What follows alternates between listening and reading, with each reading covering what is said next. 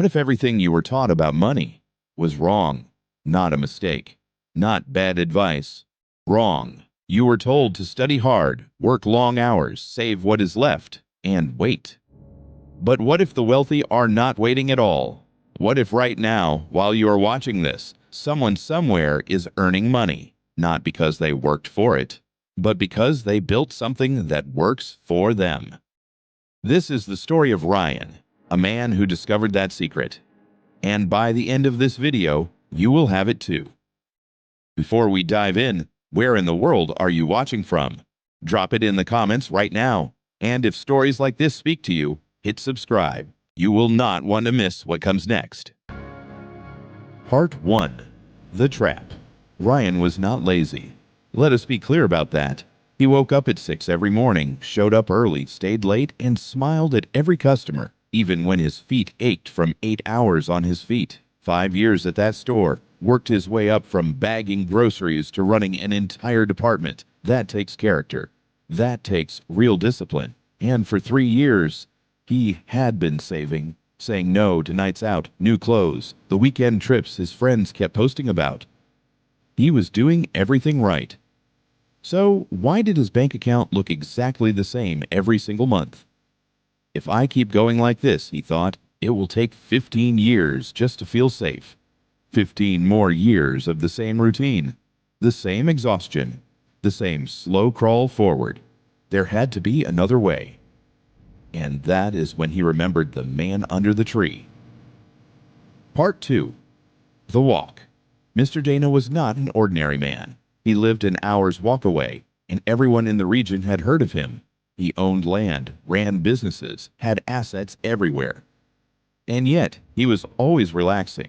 While other men his age chased deadlines and drowned in stress, Mr. Dana was always spotted in the same place, beneath his favorite tree, coffee in hand, watching the world move. Without him, people whispered, how does a man do so little and have so much?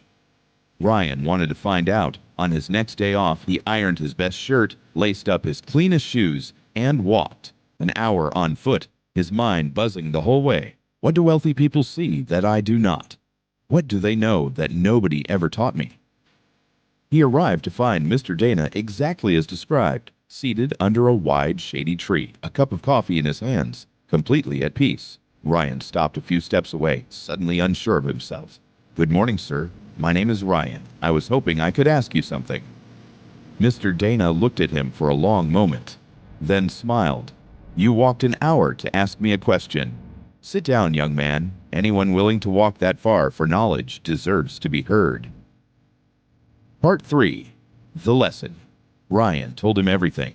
The savings that barely moved, the exhaustion, the quiet fear that time was running faster than his money. Mr. Dana listened without interrupting once. Then he said, you are not the problem, Ryan. The system you are using is. You have been taught to trade time for money, but time runs out. The wealthy build things that earn money, whether they are working or sleeping. That is passive income, and it is not reserved for the rich. It is built by the brave, but I do not have much to invest, Ryan said honestly. Good, Mr. Dana replied, because people who start small learn lessons that those who start big never do. Now, are you ready? And so the 7 steps began. The 7 steps. Step 1. Save without borrowing. Before you can invest anything, you need something to invest with. Save, not borrow, save. Every coin you put aside is a soldier you are recruiting. Build the habit before you build the empire. And never build your future on borrowed money. That is not a foundation. That is a trap. Ryan looked at his savings differently now. It was not much, but it was a starting point. Step 2. Stop buying things that lose value. When you get your next raise, Mr. Dana asked, what is the first thing you want to buy? Ryan hesitated. Probably a new phone, maybe a motorcycle. Of course, Mr. Dana said, because that is what we are shown to want. But here is the truth nobody puts in the advertisement. The moment you drive that motorcycle off the lot, it is already worth less. Phones become outdated in 2 years. These things feel like rewards, but when your income is still growing, they are anchors. Build income first. Buy the motorcycle later, with profits, not with your foundation. Ryan thought about the phone he had almost bought last month. That close. Step 3. Open your eyes. Opportunities are around you right now. Walk with me, Mr. Dana said. And as they moved through the village, he began pointing at things Ryan had passed 1,000 times without a second thought. See that house with the antenna? That man sells Wi-Fi to 12 families on this street. Small investment to set up. Now it runs itself. The woman at the corner raises chickens, sells eggs to restaurants every week. The man next door rents his back room to a student.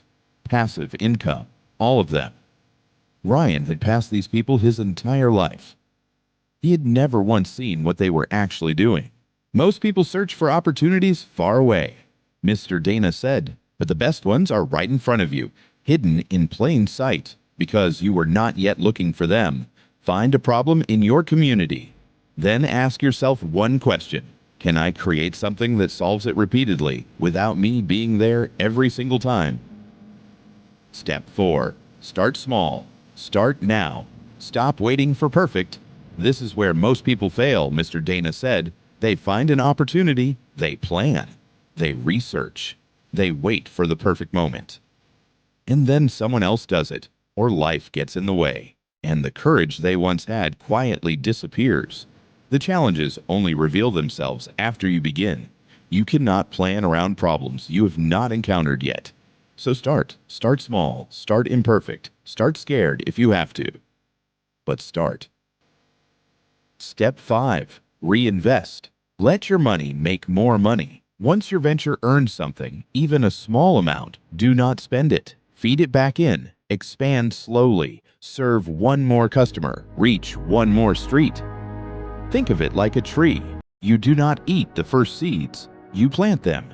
You grow more trees. And one day, you have an orchard. Step 6. Diversify.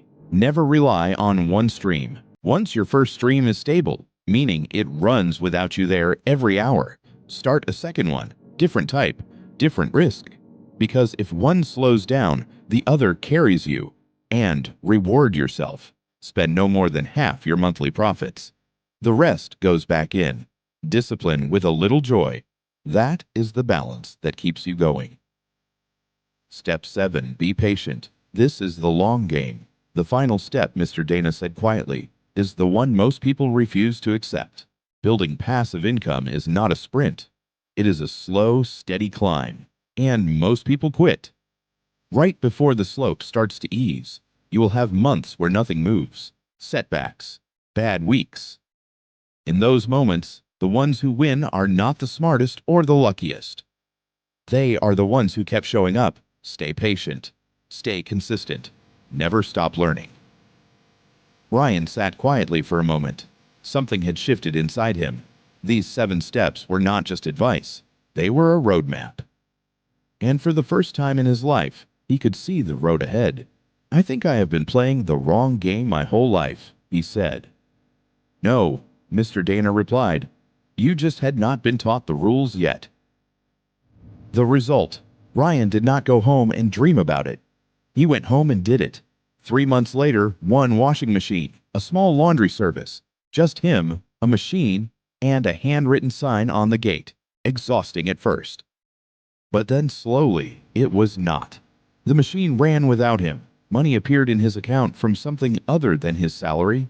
Small at first, but real and growing.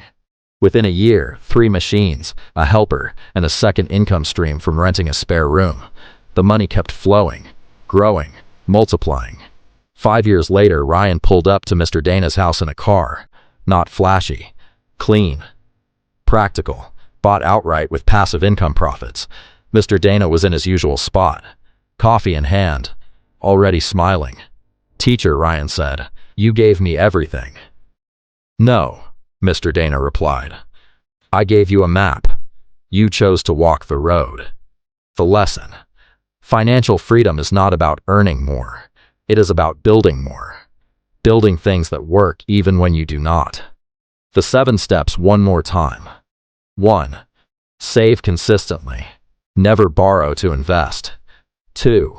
Protect your money from things that lose value. 3. Look around you. Opportunities are hiding in plain sight. 4.